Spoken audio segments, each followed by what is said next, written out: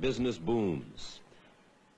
The Lagos docks are choked with ships from around the world bringing goods for the huge consumer market here and taking away for sale overseas Nigeria's palm oil and peanuts, its animal hides and cocoa, and its tin.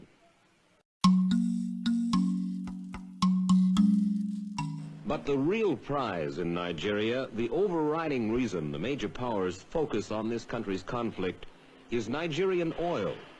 Already, they are the 12th largest producer in the world. Conceivably, they will eventually become 5th or 6th.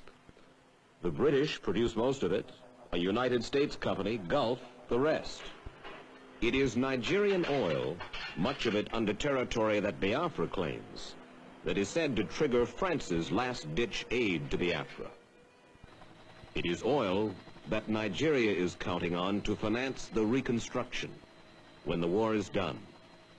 At the time of Nigeria's independence from Great Britain 9 years ago, oil profits netted about $7 million annually to the federal government.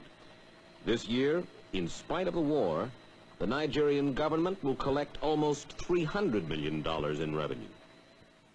Biafrans admit it is an oil war, at least in part.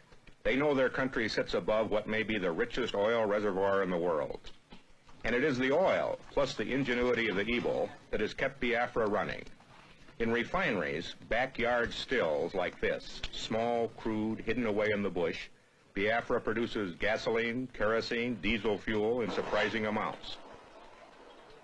There are 50 to 100 of these refineries all over Biafra, and they now produce enough fuel to keep the army, the church relief operation, the government, and the civilian population on necessary wheels. There is traffic on the roads, and on occasion it is heavy, which surprised me. Troops and food moving. No shortage of transport of any kind. And that is part of the staggering normalcy with which life in Biafra goes on. In spite of 2 years of war, in spite of the loss of all its major cities, in spite of the death of more than 1 million people in 24 months, life in Biafra goes on. Markets like this one at Orlu, where 40 died last year, were bombed and strafed by Nigerian jets. But the markets were moved back into the bush, and daily commerce goes on. Food is still on sale, but in smaller quantities than in pre-war days.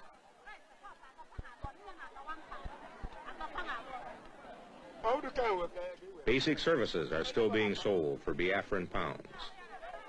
Wartime inflation has forced prices up. Clothing costs have tripled. Cigarettes sell for $20 a pack. Inflation aside, life in Biafra is so normal that even the judicial system has not faltered.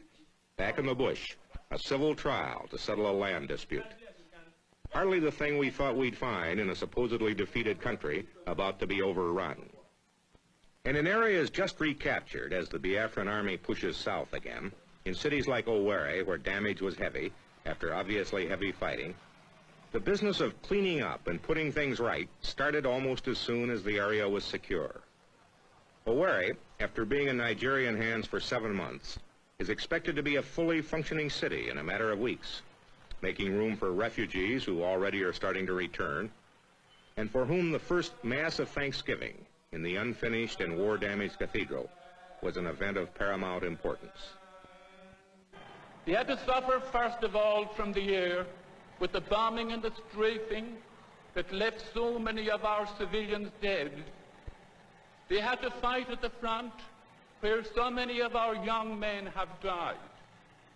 We have become, most of us, refugees. We have lost our property. We have nothing of our own. That suffering we have known for the past 20 months. That suffering we still have.